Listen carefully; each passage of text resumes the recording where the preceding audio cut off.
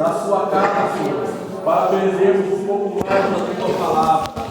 Senhor, nos ensina, nos instrui através do cartório. Usa ele, Senhor, de forma sobrenatural. Fala comigo, Senhor, fala com a tua igreja. É o que nós te pedimos e te agradecemos.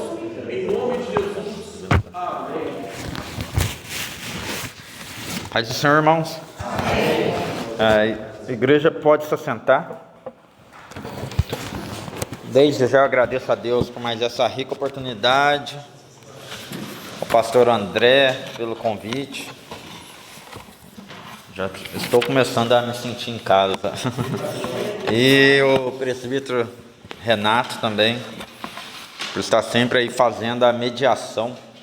Estamos aqui adiantando a lição de número 3 por motivo, por força maior, como já foi falado aqui nessa noite. E antes de iniciar, eu vou fazer duas perguntas. Quem está com a lição, a revista da Escola Dominical aqui hoje? Quem trouxe? A irmã ali? Tem 2, 3. Tá, porque eu gosto muito de que os irmãos leiam alguns tópicos, se for possível, porque dá o tempo de eu beber um pouco d'água, pegar um fôlego, tá? E a outra pergunta é: quem teve a oportunidade de ler a leitura diária da lição número 3? Eu sei que está no início da semana ainda, talvez os irmãos nem tiveram tempo de pegar para conferir, mas eu estou aqui perguntando sobre isso, porque se a gente olhar ali na quinta, o título diz Pregando Cristo. Aí você vai lá em Atos 4,16, você lê o versículo e parece que não faz sentido, é incongruente. Na sexta, você vai lá no título, um chamado ao arrependimento, lê Atos 4,19, e de novo não faz sentido a leitura, não condiz com o título. E você vai no sábado, lê Atos 4,25, com o título A ênfase da promessa abraâmica, e de novo não faz sentido. Por quê? Porque aqui foi um erro de digitação, tá, irmãos? Na verdade, quinta, sexta e sábado, as referências se encontram em Atos 3, tá? Atos 3,16, Atos 3,19 e Atos 3,25. Aí, quando os irmãos lêem lá em Atos 3, esses títulos abaixo vão fazer sentido a referência bíblica, certo? A introdução vai dizer assim, eu vou ler a introdução, depois os irmãos puderem ir lendo os tópicos mais adiante, eu agradeço. Esta lição mostrará uma das marcas de uma igreja bíblica, seu compromisso com a pregação da palavra de Deus. Uma igreja verdadeira valoriza a mensagem das Escrituras e coloca Jesus Cristo no centro de tudo o que ensina. É por meio da pregação da Bíblia que o mundo pode conhecer a Cristo. Além disso, uma igreja bíblica prega no poder do Espírito Santo. Não transmite apenas palavras vazias, mas a mensagem viva e transformadora que vem da inspiração do Espírito de Deus. Por fim, uma igreja bíblica traz esperança para aqueles que já não enxergam saída. Ela anuncia que há um futuro de refrigério e renovação na presença do Senhor. Então aqui na introdução está dizendo o seguinte: uma igreja séria, uma igreja realmente bíblica, ela tem que ter essas 4 características. Quais são elas? Tem que pregar a palavra de Deus. Essa igreja, ela tem que colocar Jesus Cristo no centro das suas mensagens. Essa igreja séria, essa igreja bíblica, ela tem que pregar no poder do Espírito Santo. E essa igreja bíblica, ela traz esperança para quem não vê mais saída, solução.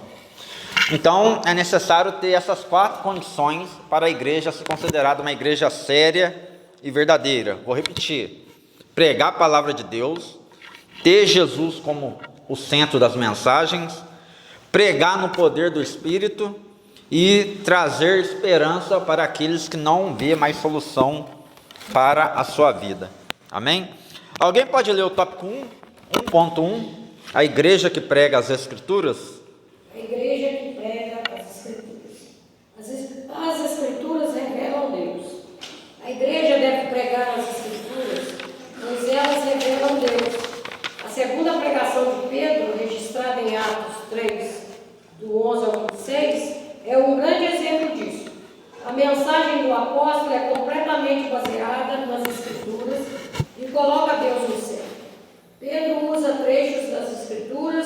para fundamentar sua pregação, citando Deuteronômio 18, do 15 ao 19, versos 23, e Gênesis 22, 18, versos 25.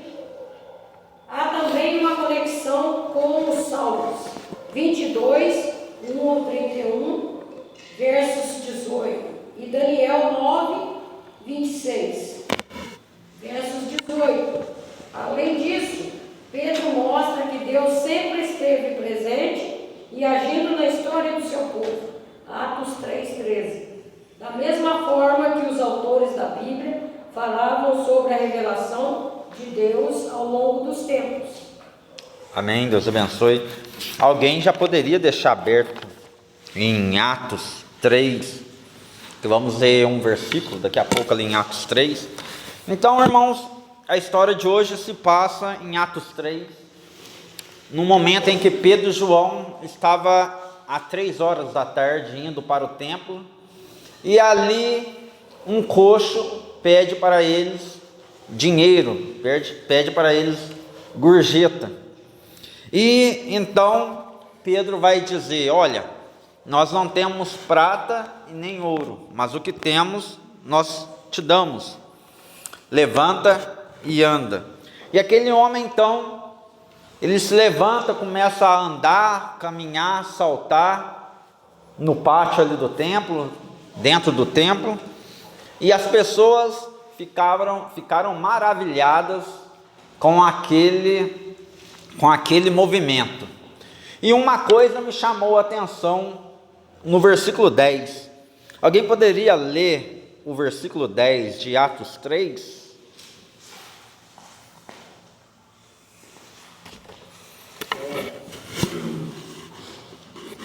Reconheceram ser ele, o mesmo que esmolado, assentado à porta formosa do templo, e se encheram-se de admiração e assombro, por isso lhe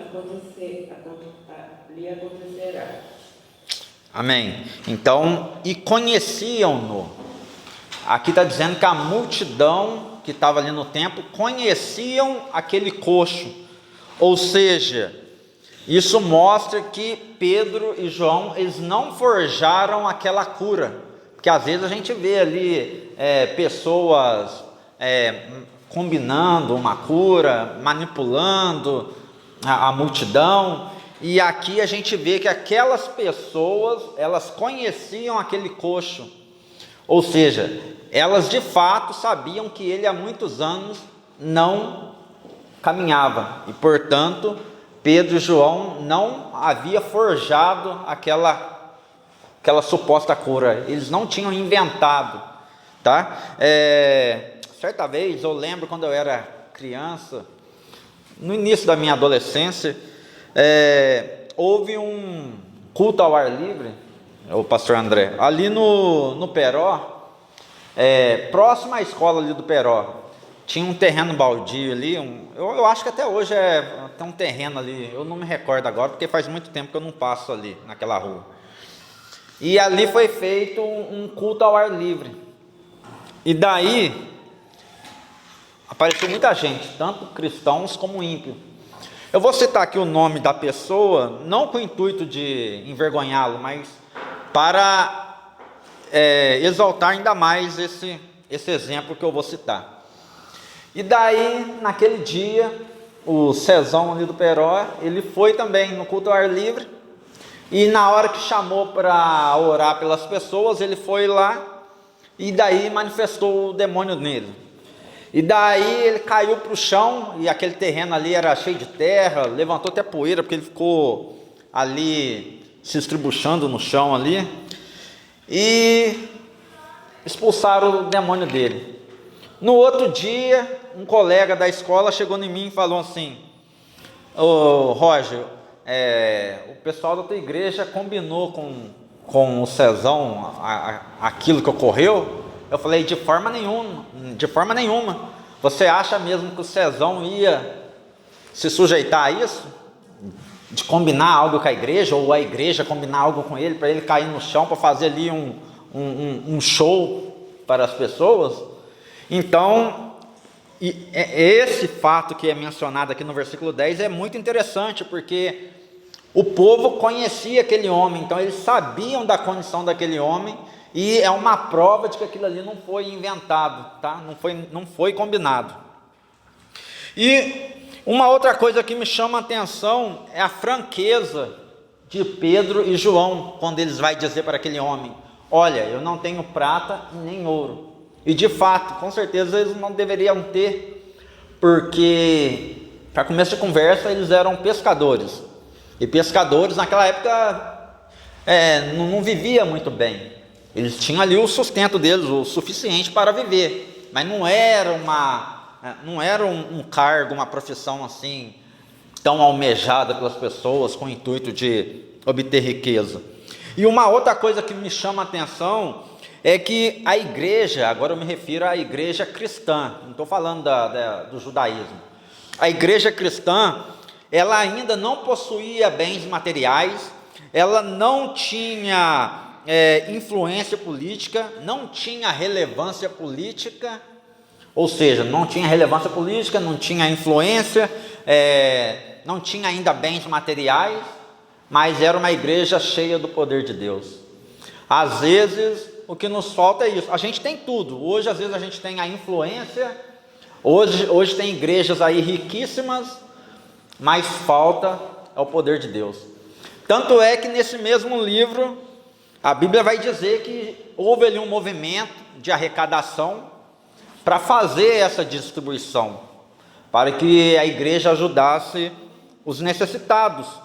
E Pedro e João, eles ainda não tinham aquela malícia de se promover com a obra, igual a gente vê hoje. Tem gente que vive da obra e a salvação de almas fica para segundo plano. Ele quer ganhar 10 mil, 30 mil num evento, numa pregação. E o primeiro casal que teve essa malícia, que vai ser uma das mensagens da Escola Bíblica Dominical nos próximos domingos, foi Ananias e Safira.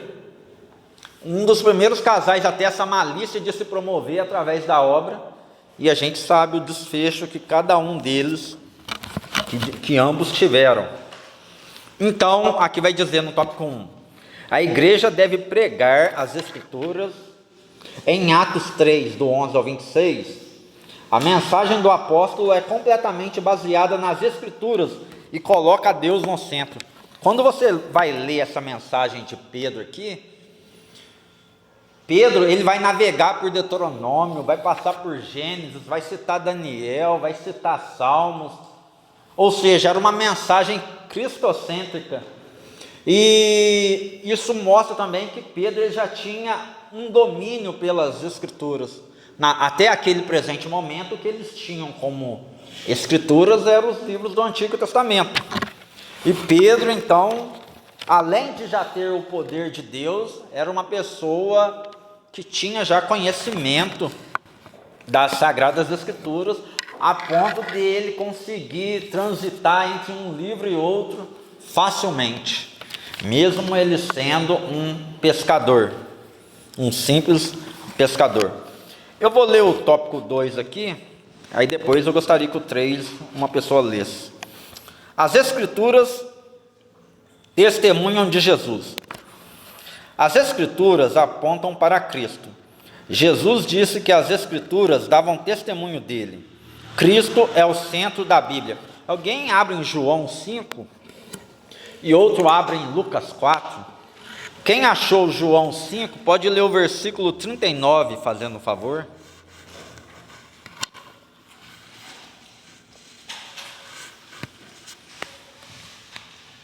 João 5, 39.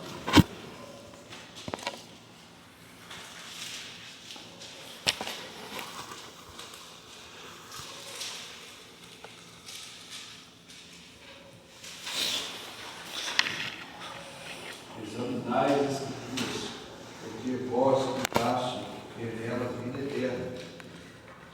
São elas que de mim testificam. Amém. E quem achou Lucas, capítulo 4, leia do 16 ao 21, fazendo favor.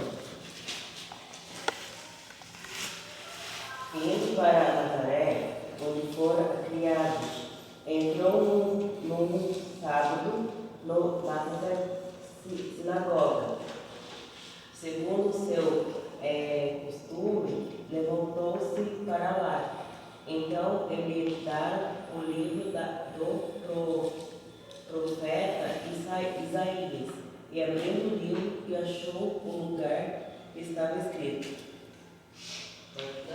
Isso, até o 21. E o Espírito do Senhor pousa sobre mim, pelo meu ungiu para evangelizar os pobres, enviou-me para proclamar a libertação e as cativos, e a restauração da vista aos cegos, para pôr liberdade aos oprimidos, e ao pregoar o ano aceitável do Senhor. Tendo fechado este livro, devolveu-o ao assistente e se sentou-se, e todos na sinagoga, e tinham os olhos feitos nele. Então passou Jesus a dizer-lhes: hoje se cumpriu a escritura que acabais de ouvir. Amém. Irmãos, então, toda a escritura, ela aponta para Cristo. Toda profecia que se refere ao Messias, ela se cumpre em Cristo. Tem várias profecias ao longo da Bíblia, por exemplo, que o Messias viria da descendência de Davi, que nasceria em Belém, que viveria grande parte da sua vida ali em Nazaré. A Bíblia também diz, há uma profecia que diz que Deus chamaria o Messias do Egito, e Jesus passou um período ali no Egito. José e Maria fugiu com Jesus para o Egito quando soube que Herodes queria matá-lo, então eles ficaram um tempo ali no Egito. Então tem várias profecias que apontam e se cumprem em Cristo. E aqui, na passagem que o nosso irmãozinho ali leu, Jesus, ele vai ali na sinagoga, ele pega o livro de Isaías e lê esse trecho, e ele vai dizer: essa passagem se cumpre hoje, se cumpre em mim.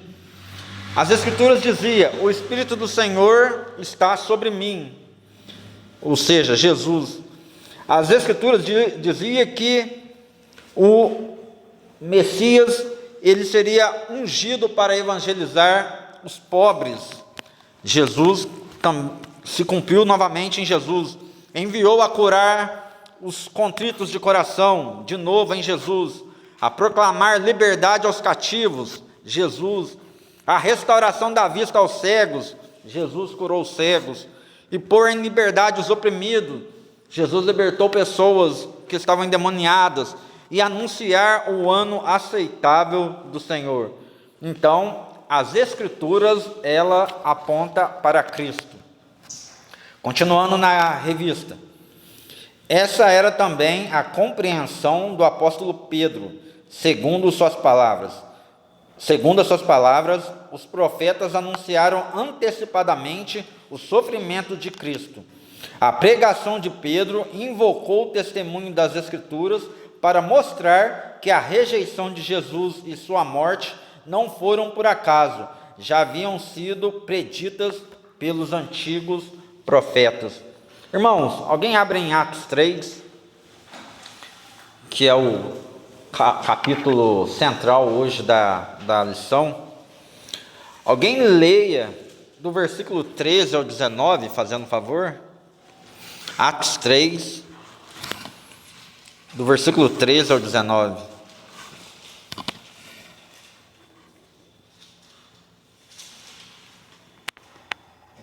Do 13 ao 19? Isso.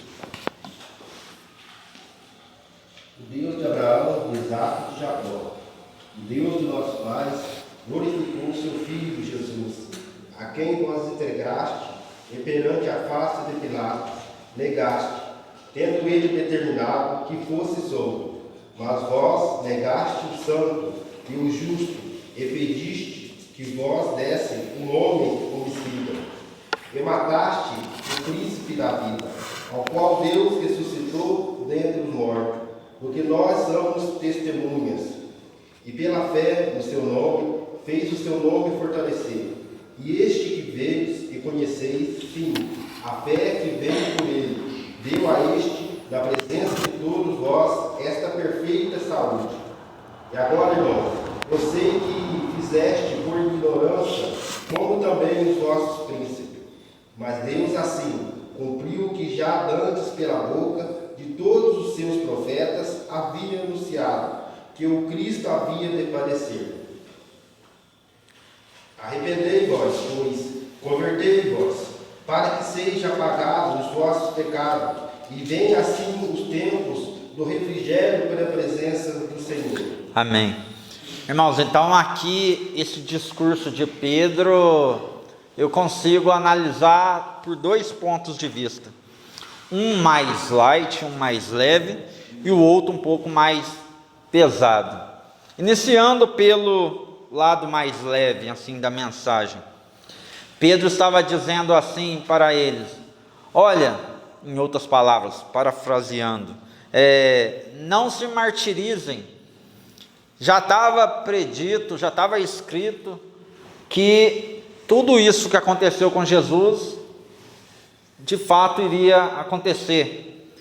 Já estava nas Escrituras que ele teria que padecer, sofrer.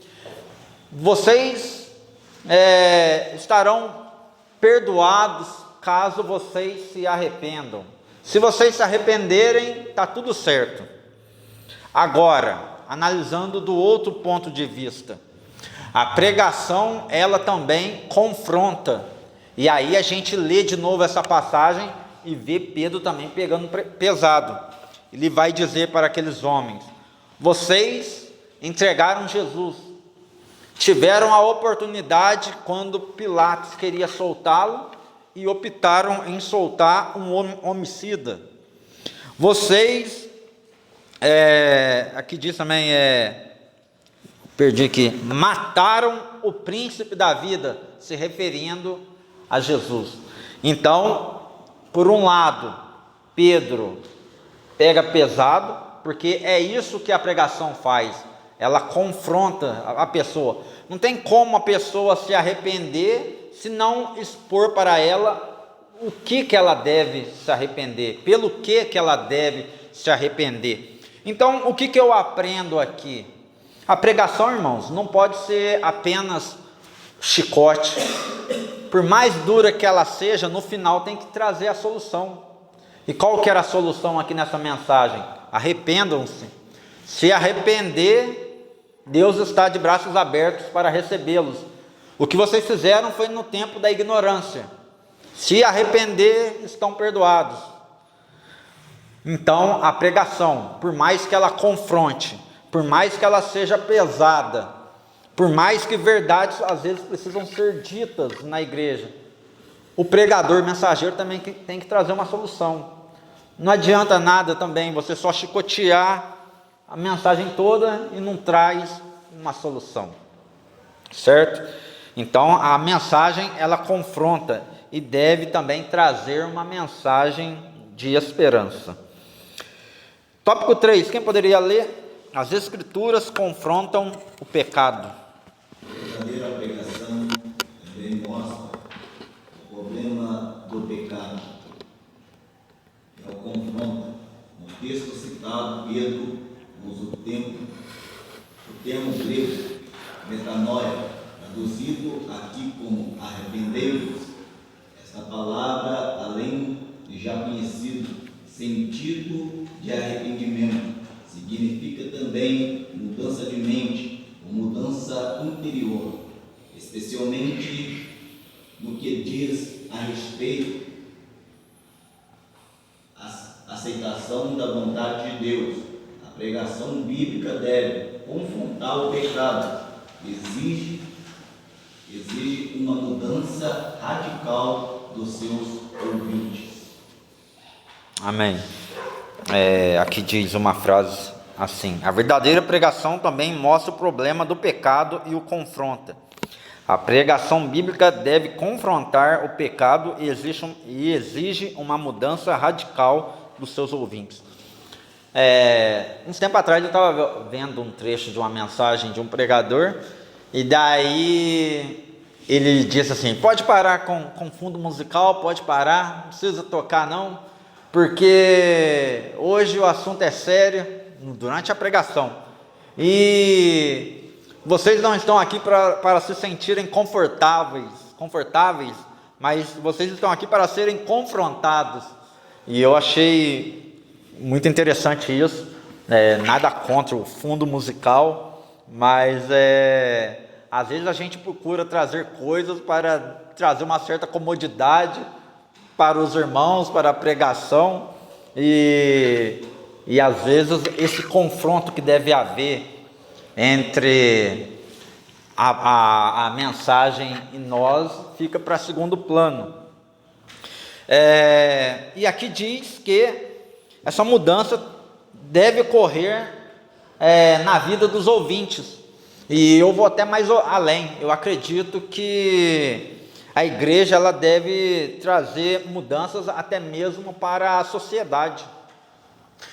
Chega um dado momento quando a igreja está cheia do poder de Deus, ela consegue transbordar além desses 4 muros aqui e começa a atingir a sociedade de alguma forma. Eu vi uma matéria um outro dia, eu acho que todo mundo já viu aqui, dizendo que os cristãos no Brasil têm crescido e a tendência é aumentar cada vez mais. Glória a Deus por isso, mas às vezes eu me pergunto, será que realmente os verdadeiros cristãos que estão realmente crescendo? Porque tem 2 questões. Primeiro, que alguns anos atrás o Brasil tinha 200 milhões de brasileiros, hoje já tem 213 milhões. Essa pode ser uma das causas de aumentar também o número de cristãos. E também tem um outro fato. Até um tempo atrás, alguns anos atrás, era febre você dizer que era cristão, virou moda. Mas o verdadeiro cristão, será que realmente tem crescido? Porque quando a gente vai olhar assim para a sociedade, parece que o número de criminosos também tem aumentado. E eu acho que uma coisa tem que ser o inverso da outra. Se o número de cristãos aumenta, o número de criminosos, acredito eu, que deveria diminuir. Ou se o número de criminosos está aumentando, é porque às vezes nós estamos perdendo irmãos. Mas as 2 coisas têm que ser aumentado juntos. E daí entra naquilo que eu falei, será que não é porque a população brasileira tem aumentado? A gente vê aqui em Três Corações mesmo, passa tempo, surge um bairro novo aí, então cada vez mais criando novos bairros. Por quê? Porque está crescendo a população. Então a igreja ela deve trazer mudança também para a sociedade. E eu confesso que o mundo só não está pior por conta da igreja. Imagina se não existisse igreja. Eu dizia que era igreja e escola, mas hoje a escola não está conseguindo segurar mais não. Eu acho que agora ficou sobre os ombros só da igreja mesmo. E eu quero aqui fazer uma pergunta, e eu gostaria de ouvir pelo menos umas 2 opiniões sobre o assunto, que é o seguinte: os irmãos acreditam que tudo é válido para trazer pessoas para a igreja?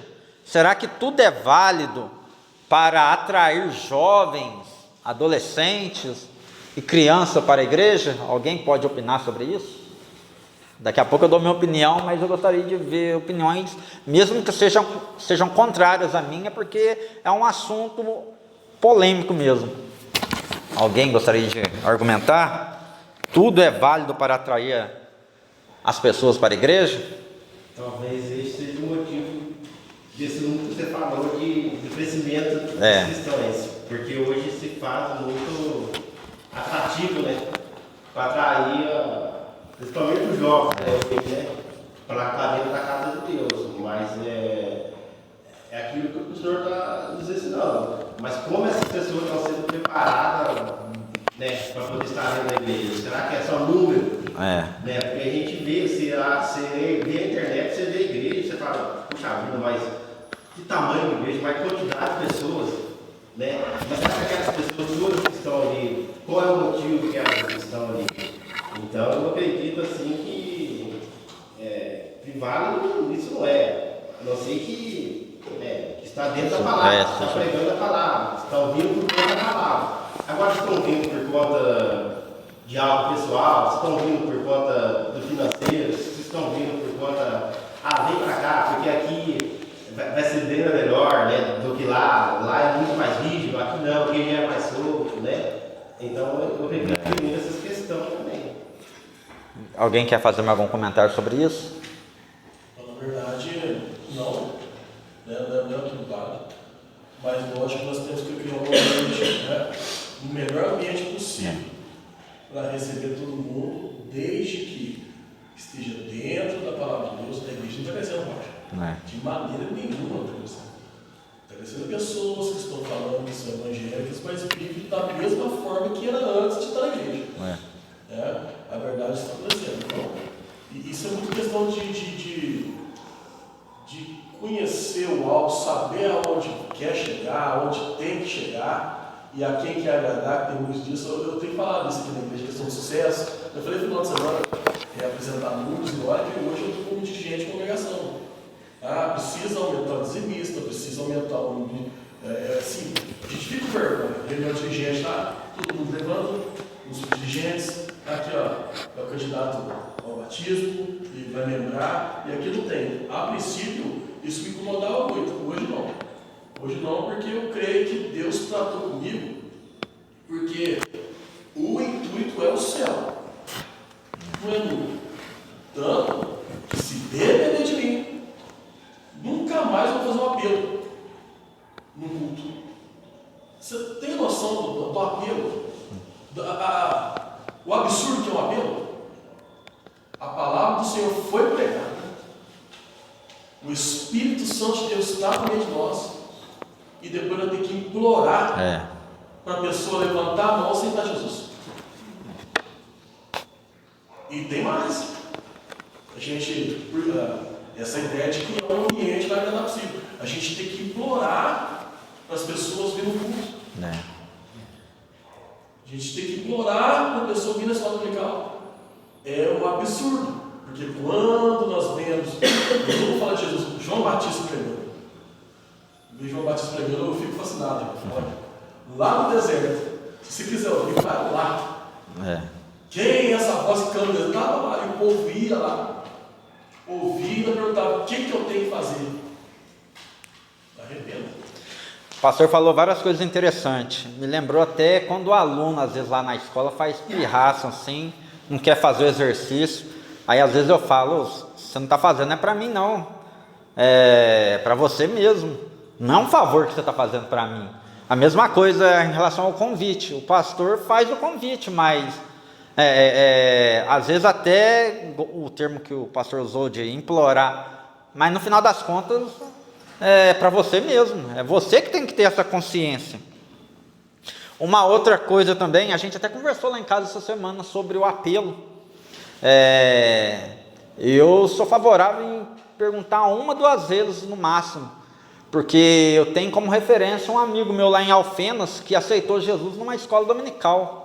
Quando a pessoa realmente quer, às vezes ela mal espera fazer o apelo e ela vai. E tem gente que fica ali insistindo, embora não seja para mim, porque eu sou velho de igreja, eu começo a ficar constrangido. Nossa, tá nítido que está direcionando para alguém, a pessoa não quer, e a pessoa fica lá insistindo. Então isso acaba às vezes impedindo que a pessoa retorne novamente. Eu esqueci de citar alguns exemplos aqui antes de fazer a pergunta, mas vou colocar aqui os exemplos do fato de se tudo é válido. Esses dias eu vi uma igreja que falou assim: cada um venha para a igreja com a camiseta do time que você torce. Aí estava lá a igreja, todo mundo. Eu acho que era até eu acho que era até no Rio de Janeiro, porque a maioria era camiseta de time carioca. Aí eu falei: nossa, mas qual que é o propósito disso? Será que dá algum fruto nisso? Igual a igrejas que pintam a parede de preto. O pintar de preto não é o problema. O problema é depois fazer disso uma discoteca, uma pista de dança. Aí que é o problema. Se quiser pintar de outra cor que não seja branco, não é o problema. Isso aí não é pecado. O problema é o que você vai fazer com isso depois. Esse é o problema. Hoje, também por acaso, eu vi uma matéria de uma igreja onde cada jovem tatuava em seu corpo um versículo bíblico, tipo Marcos 3,15, está falando que é algo aleatório.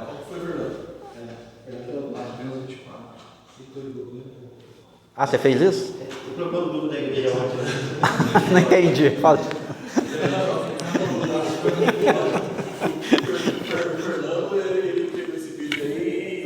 Ah, repostou. Ah, sim, então eu vi hoje, por acaso, eu nem estava aqui marcado como exemplo. E daí marcar um versículo bíblico na pele é o mesmo que anotar um versículo bíblico num pedaço de papel. Se não tiver no coração, não adianta nada. Aquilo só são letras. Então, o mais importante é gravar a mensagem de Deus nos nossos corações. E voltando a falar de igreja séria, que tem essa preocupação com o ensino, com a Bíblia, tem igrejas que já abriu mão da palavra, fica só no louvor mesmo. E aqui foi dito de mensagens cristocêntricas. Tem igreja que também já abriu mão disso. Vamos pregar só prosperidade, bens materiais, bens financeiros, e esse é o centro das nossas mensagens. Então tem igreja aí que já largou mão, já não tem o Cristo como alvo, como foco. Alguém quer fazer algum comentário aqui, antes de ir para o tópico 2? Eu lembrei do Reginaldo, que ele falava aí, cabe até para nós, por mais que a gente é uma igreja humilde, né, a gente quer fazer um tanto de coisa, mas hoje não tem estrutura, né? Nós estamos aqui, uma igreja iluminada, né? Tem som, se você quiser ver, tem som aí, tem instrumento, faltando uns instrumentistas que tocaram, enfim. Então, quando Pedro e João foi falar com o falou, não tenho prata nenhum, mas o que eu tenho de tudo. Em nome de Jesus, hoje é o contrário, nós temos prata e temos ouro. Não tem prata, não tem estrutura, não tem. Às vezes falta o Espírito Santo, né? Eu estava vendo também, eu presenciei, até mesmo numa das nossas congregações, né? Até um pastor que veio até de fora para pregar. Eu estava lá nesse dia lá e fui colocado no telão, a pregação foi no telão, né? Projetado no telão da imagem, e a história do próprio pastor ali, contando ali a história dele, que ele fez, quando é que ele andou, e eu fiquei falando, mas e a palavra? E a palavra? Né? A palavra tem que ser cristocêntrica. Eu não posso pregar ele, contando a minha história, sobre isso tudo, e começar a contar. Né? Eu posso dar um testemunho, mas eu não posso falar somente contar a minha história e deixar Cristo do lado. Então eu falei, Irmãos, eu acho tão feio assim, quando é citado o nome de uma igreja e logo você já liga com a imagem do seu líder, do seu fundador. Se você sair aí na rua perguntando, por exemplo, quem que é o fundador da igreja universal ou da graça, eles vão saber. Se você pergunta para um ímpio, quem que é o fundador da Assembleia de Deus, ele não vai saber. Às vezes até o próprio gente da igreja não vai saber quem que é o fundador, que foi Gunnar Ving, Daniel Berg, suecos. Porque não há necessidade de ficar falando do homem, a gente tem que falar aí de Cristo. Só que agora está tão esse negócio que nós estamos perdendo. Né? A Luinha chegou aí e arrastou mesmo. Arrastou. Aí tem que esse negócio perdendo, e por isso nós estamos nos perdendo. Acho que perdendo lá. Tem um congresso no Parsal, ali do lado do Rio. Esse negócio de gente de fora, cuidado. Você está falando, Fernando? O rapaz começou a pregar, ele pegou uns 15 minutos, ele assim, já tá bom, agora vamos para outra parte do culto, no meio da mensagem. E estava até mais ou menos, Fernando, você está falando? Estava até mais ou menos a mensagem. Ele falou, vamos parar por aqui, agora vamos para a segunda parte. Rapaz, o homem desceu lá, quem está com dor na coluna? Começou a soprar em cima do povo lá, e o povo falando que estava sentindo bem, e foi para lá, e eu assim, estava doendo, sabe, porque as senhoras que estavam lá, a maioria de idade lá, e a nossa liderança lá vendo, e tá tudo bem, tá tudo certo. Nós não uma vez eles queriam me pegar aqui, ó. A diretoria queria me pegar lá porque eu usei um exemplo de cabelo do Neymar. Quem estava aqui nessa mudança? Gostou da pegação. Fui mexer com jovens, né? Que hoje jovem quem que é esse pastor? Raro. Quem que é esse obreiro? Aí eu usei, não, agora que eu usar o cabelo do Neymar. Você acredita que eles pegaram aqui, levaram para a diretoria e fui para a diretoria por causa disso? De um exemplo. Aí veio um rapaz de fora, começou a soprar, começou. E aí tá tudo certo. Igual eu quero ver final de semana. Eu quero ver final de semana, porque nós podemos usar o cabelo longo, o homem? Não. Nós podemos barba? Nós não podemos dançar, não som? Dançar? Isso tudo vai acontecer no final de semana. Isso tudo vai acontecer no final de semana. E todo mundo sabe disso. Então, por medo desse negócio de estar perdendo, nós estamos nos perdendo. É verdade mesmo. Eu concordo com o pastor. A cada momento surge uma igreja da vez, uma igreja do momento. Só mais um ponto. A questão da igreja preta, né? Não são todas não. Mas a explicação é a seguinte, porque essas igrejas são mais estruturadas que a nossa, então o culto ele é filmado, né, gravado, postado na internet, então é para a imagem ficar melhor, Rocha. Entendeu? A igreja preta, fundo preto, a iluminação, a imagem fica boa. Dizem que é isso. Eu já ia perguntar se é só por conta disso. Então tá, né? Irmãos, mas essa questão da igreja preta e virar uma pista de dança, isso daí vem bem antes desse movimento de gravar cultos evangélicos. Porque essa tecnologia aí agora, que tudo é filmado dentro da igreja, é coisa de pouco tempo. Pouco tempo que eu falo é de anos atrás. Mas já na minha adolescência lá, tinha já igrejas que colocavam aquelas luzes no teto, aquelas coisas do tipo. Então, enfim, vamos dizer que agora eles arrumaram uma desculpa para ter essa parede preta, mas eu ainda fico com o pé atrás. Só um comentário aqui no Auxílio Bíblico Teológico, diz assim: a admiração das pessoas é direcionada aos dois apóstolos, como se eles tivessem poder próprio para curar o homem. Pedro vira os pensamentos das pessoas na direção certa. Ele nega que a santidade e poder dele, de João, fortaleceram um homem incapacitado. Antes, Pedro é somente um canal do poder extraordinário do Espírito Santo. Indica para as pessoas a verdadeira fonte de cura extraordinária: o Deus dos seus antepassados, o Deus dos grandes patriarcas, Abraão, Isaque e Jacó. Pedro fez um milagre pelo seu servo Jesus. Então, irmãos, Pedro vai dizer na sua mensagem: aquele homem só foi curado, não foi por conta de mim e de João, Pedro dizendo, mas é por conta daquele homem que vocês mataram outro dia. É por conta de Jesus Cristo. É Ele que faz o milagre. É pelo poder do seu nome que esse coxo voltou a andar. E aqui uma outra coisa que me chama a atenção: Pedro e João, eles direcionaram a glória que estavam indo para eles, para Deus. E daí eu te pergunto: você já teve a humildade de direcionar a glória que é de Deus para Ele?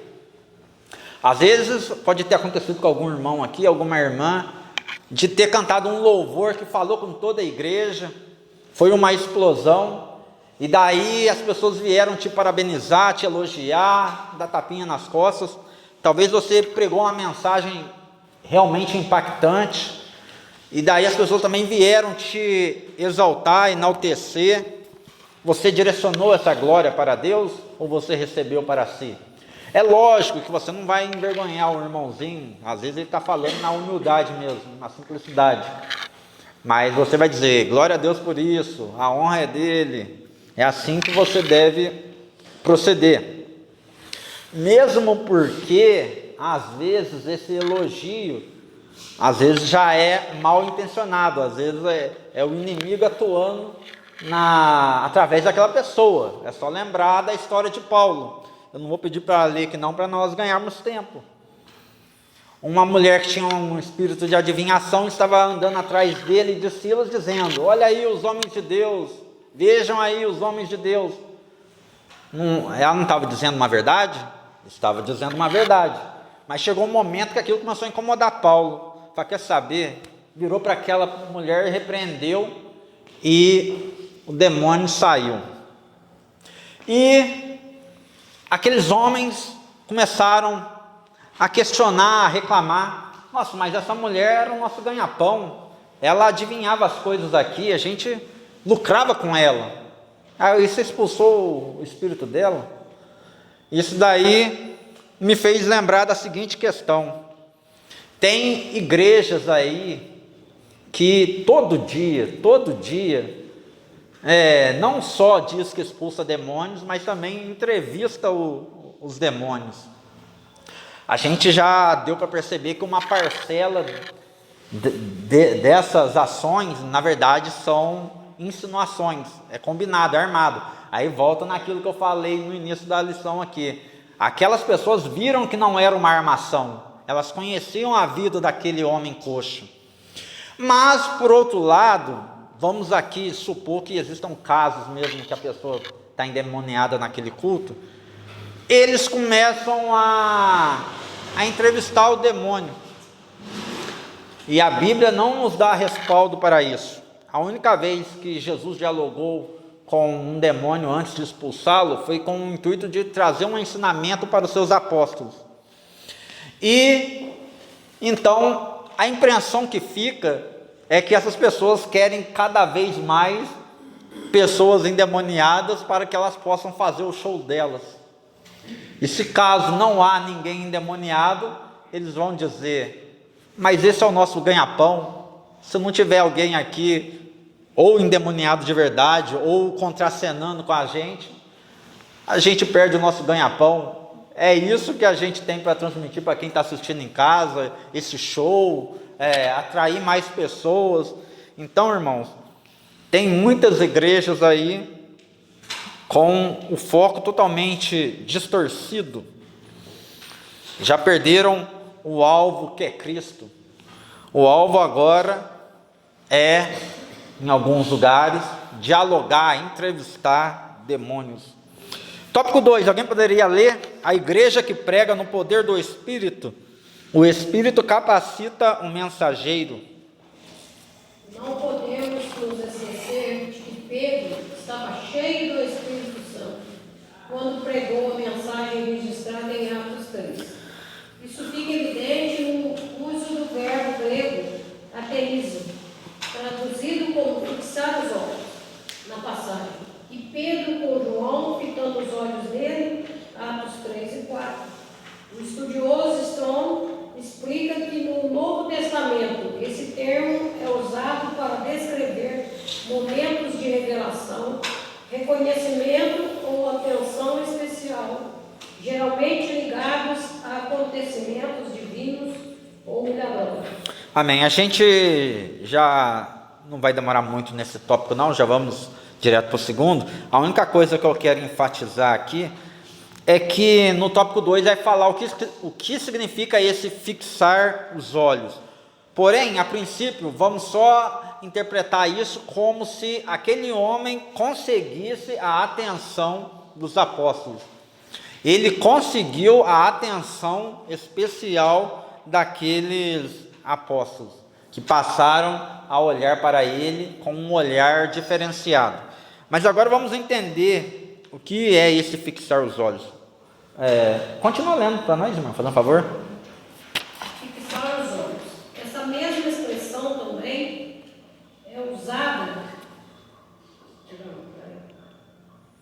Isso também mesmo. é usada para descrever o apóstolo Paulo, cheio do Espírito Santo, quando olhou fixamente para o homem paralítico na cidade de Listra e o curou. Da mesma forma, aparece em Atos 13, 9, quando Paulo, cheio do Espírito Santo, fixou os olhos no falso profeta Elimas para repreendê-lo, retomando o episódio de Pedro. Isso nos mostra que ele não apenas estava capacitado mas também estava ungido para pregar. O Espírito Santo é quem inspira e dá poder à pregação da palavra. Portanto, pregar não é apenas fazer um discurso. Pregar é anunciar a mensagem de Deus com a autoridade e a unção do Espírito Santo. Amém. Agora eu conto com os irmãos aí para abrir em Atos 7, Atos 13 e Atos 14. Deixem abertos aí em Atos 7, Atos 13 e Atos 14. Então, fixar os olhos, aqui vai dizer que várias vezes na Bíblia, o fixar os olhos significa que a pessoa está cheia do Espírito Santo e que algo sobrenatural está para acontecer logo em seguida. Então, a gente vai ver aqui algumas passagens da Bíblia que o fixar os olhos significa que aquela pessoa está cheia do Espírito Santo e que algo sobrenatural está para acontecer logo em seguida. Foi assim com Pedro e João.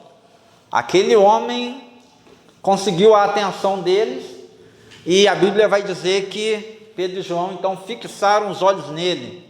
E Pedro e João estava cheio de Deus, do poder de Deus.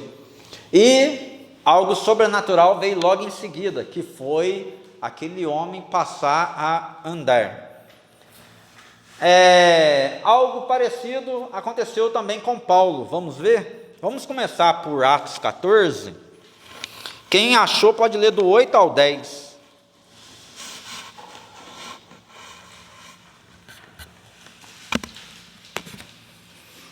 Atos 14, do 8 ao 10.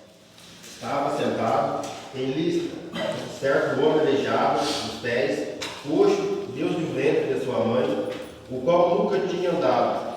Este ouviu falar Paulo, que fixando nele os olhos, e vendo que tinha fé para ser curado, e disse em voz alta: levanta-te direito sobre os teus pés. E ele soltou e andou. Amém. Então, aquele homem estava ouvindo Paulo pregar, e de repente Paulo então fixou os olhos nele, ou seja, Paulo estava cheio do Espírito de Deus, e logo em seguida algo sobrenatural aconteceu. O que aconteceu? Aquele coxo também passou a andar. Um outro episódio também com Paulo aconteceu lá em Atos 13. Quem achou, leia do 8 ao 11, fazendo favor.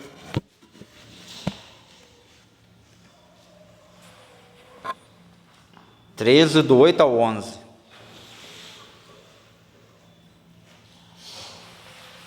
Mas resistia-lhes Elimas, o encantador, porque assim se interpreta o seu nome, procurando apartar-se da fé, o propulsou. Todavia, Saulo, que também se chama Paulo, cheio do Espírito Santo, fixando os olhos nele, e disse: ó filho do diabo, cheio de todo o engano e de toda a malícia, inimigo de toda a justiça, não cessarás de perturbar os retos caminhos do Senhor?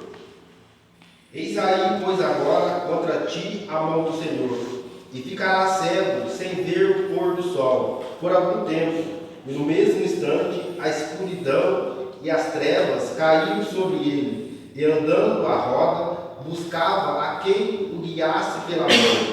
Então o propulsor, vendo o que havia acontecido, creu, maravilhado da doutrina do Senhor. Amém. Irmãos, o que aconteceu aqui foi o seguinte: Paulo estava evangelizando esse procônsul, e esse Elimas, ele estava atrapalhando o Paulo evangelizar esse outro homem. E então, o que Paulo fez? Fixou os olhos nele, porque aqui mesmo diz que ele estava cheio do Espírito Santo. E de novo, se ele fixou os olhos cheio do poder de Deus, algo sobrenatural iria acontecer. E o que aconteceu? Aquele homem ficou cego. Então olha que curioso, o mesmo Deus que dá vistas, se for necessário, ele também cega as pessoas. E uma coisa que me chamou a atenção, o amor que Paulo teve por Elimas, porque ele vai dizer assim: você vai ficar cego por um tempo. Pode ver aí que no versículo está falando, vai ficar cego por um tempo, ou seja, não é para sempre, é por um pouco de tempo. Talvez Paulo tenha lembrado dele próprio, da história dele próprio. Ora, eu persegui a igreja de Cristo, e daí foi necessário eu ficar cego por um tempo para eu me converter. Hoje esse rapaz está fazendo um papel parecido com o que eu fazia, de ir contra a mensagem. Que ele fique cego por um tempo e quem saiba depois ele não volta convertido. Então eu achei muito interessante aqui Paulo dizer para ele: tu vai ficar cego por um tempo, porque o próprio Paulo havia ficado cego por um tempo por ter perseguido a igreja de Cristo. E o terceiro exemplo está lá em Atos 7. Quem achou pode ler do 54 ao 56. Vendo eles isso, eu fori-se o seu coração e revertam os dentes contra ele. Mas Estevão, cheio do Espírito Santo, ficou os olhos do céu, e viu a glória de Deus e Jesus que estava à sua direita. E disse-lhe: eis que vejo os céus abertos e o Filho do Homem em pé à destra de Deus. E eles, porém, chamando em alta voz, tamparam os ouvidos e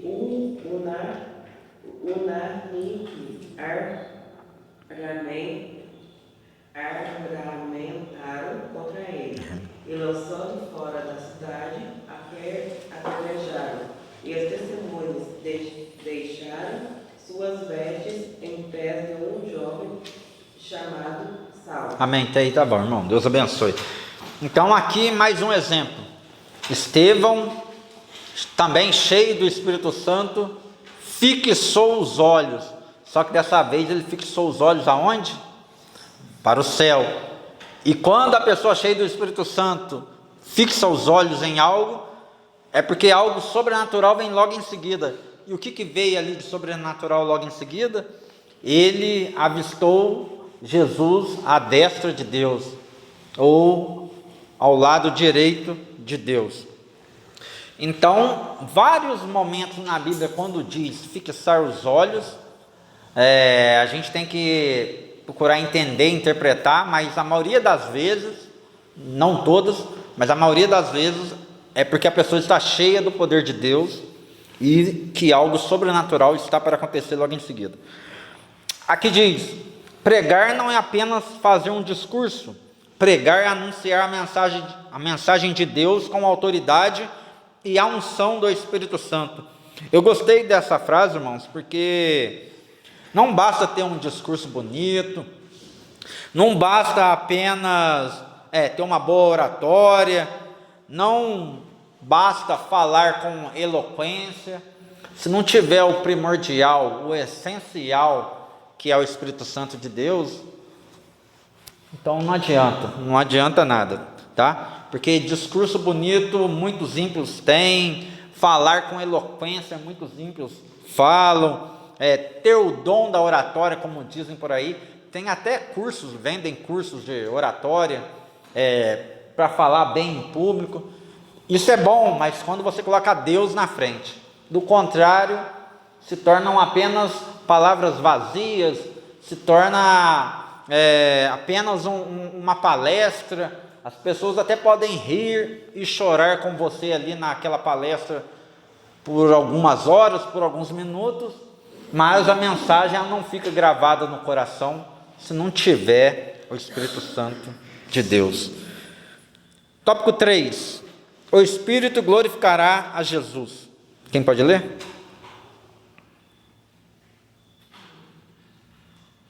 Jesus disse: o Espírito Santo o glorificaria. O Espírito nunca chama a atenção para si mesmo, mas sempre aponta para Cristo. Isso é exatamente o que vemos na cura do paralítico, na porta formosa, em Pedro, cheio do Espírito Santo, não poderia aceitar ser o centro das atenções. Ele deixou claro que o milagre não aconteceu por seu próprio poder ou santidade. Varões israelitas, por que vos maravilhais disso? Ou por que olhais tanto para nós, como se por nossa própria virtude ou santidade fizéssemos andar este homem? Da mesma forma, qualquer pregação que tira o foco de Cristo e coloca o homem no centro não é uma pregação bíblica. Isso não passa de um discurso humano. Amém. Alguém abre em João 16? Já vamos ler 2 versículos lá. A lição vai dizer: Jesus disse que o Espírito Santo o glorificaria. O Espírito nunca chama atenção para si mesmo, mas sempre aponta para Cristo. Quem achou João 16, leia versículo 13 e 14. Mas quando vier aquele Espírito de verdade, ele vos guiará em toda a verdade, porque não falará de si mesmo, mas dirá tudo o que tiver ouvido e vos anunciará o que há de vir. Ele me glorificará, porque há de receber o que é meu e vos há de anunciar. Irmão, se a gente olhar algumas passagens bíblicas, tipo lá em João 12, 28, o Pai vai glorificar a si próprio, o Pai glorifica o seu próprio nome. Se a gente olhar outras passagens como João 17, versículo 1 e 5, a gente vai ver que o Pai vai glorificar o Filho e o Filho também vai glorificar o Pai. E o que é glorificar? Isso aqui foi ensinado no trimestre passado. Glorificar é exaltar, é tornar conhecido alguém. E a Bíblia então vai dizer que o Espírito Santo, ele vai chamar a atenção, ele vai apontar para Cristo. O Espírito Santo, ele atua nos corações das pessoas com o intuito das pessoas reconhecerem Jesus como sendo o seu Salvador. É Ele que nos convence do pecado, é Ele que nos convence de que devemos seguir a Cristo.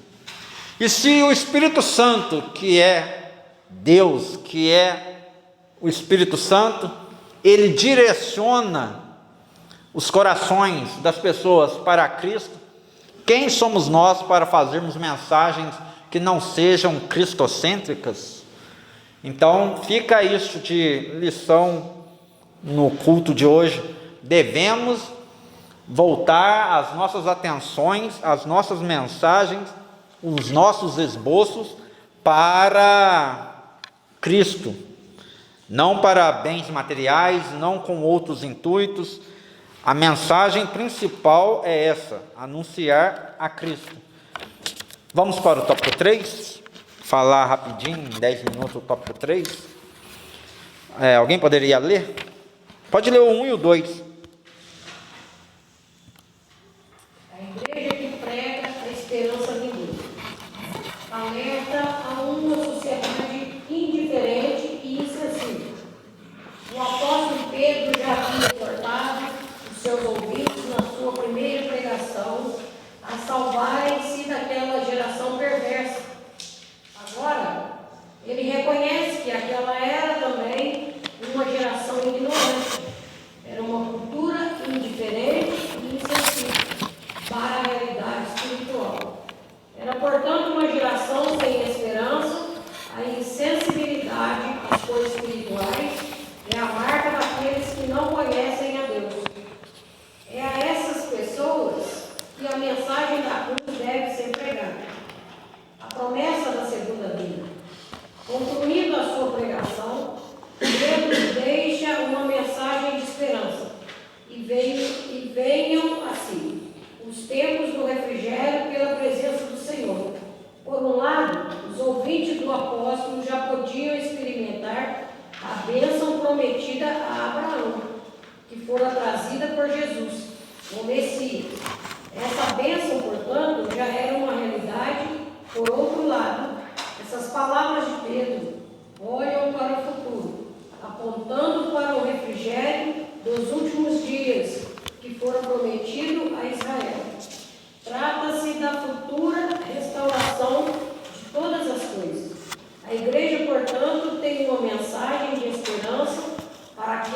estão sem esperança.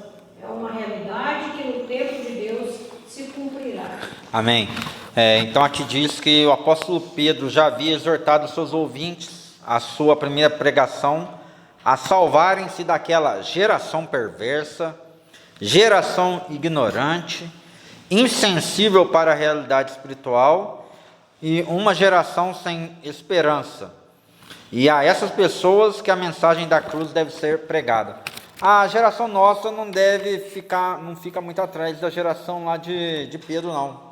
Nós vivemos numa geração também muito ímpia ou gelada, sem amor ao próximo. Mas no que diz respeito à pregação, irmãos, até anotei aqui, a pregação do Evangelho não é apenas uma responsabilidade dos líderes da igreja, mas um chamado para todos os crentes. Todo mundo tem a missão de pregar a palavra de Deus. O ID é para todo mundo. Você às vezes tem uma certa timidez, vergonha para falar em público, mas pregue do seu jeito, nem que seja um por um, no seu dia a dia, ou num grupinho menor. Talvez você não tenha habilidade para falar em público, ou com uma igreja cheia, mas pregue do seu modo, nem que seja individual, um a um, porque essa é a missão de todos nós. Assim como Pedro, que mesmo sem grande formação acadêmica, foi usado poderosamente pelo Espírito Santo, cada cristão pode ser um porta-voz da mensagem de Cristo. A gente não pode esquecer que Pedro ele era um simples pescador, e mesmo assim ele tomou a iniciativa, tomou a frente, começou a pregar a palavra de Deus com eloquência, e uma vez pregando, respaldado na Bíblia, o restante é Deus quem faz. Pessoas foram se ajuntando, aceitando a Cristo. Essa é a nossa preocupação. A nossa preocupação é de preparar uma mensagem cristocêntrica. No demais, é Deus quem faz. O que diferencia uma pregação eficaz não é a eloquência, mas a fidelidade às Escrituras. As Escrituras e a dependência do Espírito Santo. Essa primeira parte eu já mencionei. É a fidelidade na Escritura. E depender de Deus. Você reconhecendo que depende de Deus, que precisa de Deus, que sem Ele não é nada. Você tendo a humildade, Deus vai te levar a lugares que você nem imagina para falar do amor dEle. Ao compreender essa verdade, vocês, perceberá que também pode ser um instrumento nas mãos de Deus para ser um transformador de vidas. E para finalizar aqui, só mais 2 comentários. Irmãos, pregar a segunda vinda de Jesus é a maior esperança que pode existir para as pessoas, na vida das pessoas. Não é pregar a chave de um carro, não é pregar a chave de um apartamento. Quando você prega que Jesus vai voltar e que Ele tem um lugar maravilhoso preparado para todos nós, essa é a maior esperança que a pessoa pode ter. E por fim, eu gosto de ver muitos vídeos no YouTube, seja político ou coisas que ocorrem no cotidiano, e eu tenho observado que muitas pessoas têm feito um comentário, e eu já vou dizer que comentário que é esse, mas a impressão que eu tenho é que nem todos que fazem esse comentário é cristão. Às vezes a pessoa nem é evangélica, mas ela tem sede de justiça, ela é contra a impunidade, ela é contra o roubo, é contra homicídios. Então, isso também leva ela a dizer essa frase, que é a seguinte: o Apocalipse deixa de ser um medo e se torna uma esperança. Então, muita gente tem dito essa frase, tem clamado por isso. Nossa, o mundo aqui está cada vez de mal a pior. Cada dia a gente vê um absurdo diferente, um absurdo novo.